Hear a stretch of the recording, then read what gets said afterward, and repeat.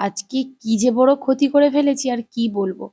আজ বিকালে ঘুম থেকে উঠে ভাবলাম যে একটু সময় আছে আর অনেকদিন তো স্কিন কেয়ার করা হয়নি। তাই একটু আজকে স্কিন কেয়ার করা যাক।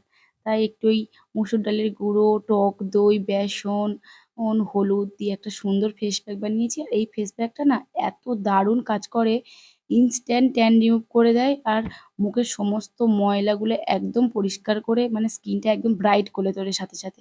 এটা দিয়ে প্রায় ৩০ মিনিট মতো রেখে দিতে হবে। আর একটু বেঁচে গেছিলো সেটা আমি ডিপ ফ্রিজে এরকম করে রেখে দিলাম। মাঝে, মাঝে বের করে ইউজ করব। দেখো স্নান-টান করে আসার পরে আমার স্কিনটা কতটা গ্লো করছে, ইনস্ট্যান্ট কতটা ট্যান রিমুভ হয়ে গেছে। আর আজকে রাতে ভাত বসিয়েছিলাম। ভাত বসানোর পর আমার আর মনেই ছিল না একাজ ওকাজ করতে, করতে দেখি ভাত পুরো পুড়ে গেছে। অনেক হাঁড়িটা ধোয়ার পর এরকম পজিশন এসছে।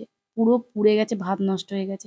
দ্বিতীয়বার আবার ভাত বসিয়ে রান্না করলাম আর করেছিলাম আজকে ডিম দিয়ে চিকেন, যেটা খেতে কিন্তু বেশ ভালো হয়েছিল। আর আমার মন খারাপ ছিল বলে বর আজকে রাতে আবারও বানালো সেই মকটেলটা। দারুণ বানায়। তোমাদের সাথে কোনো একটা সময় শেয়ার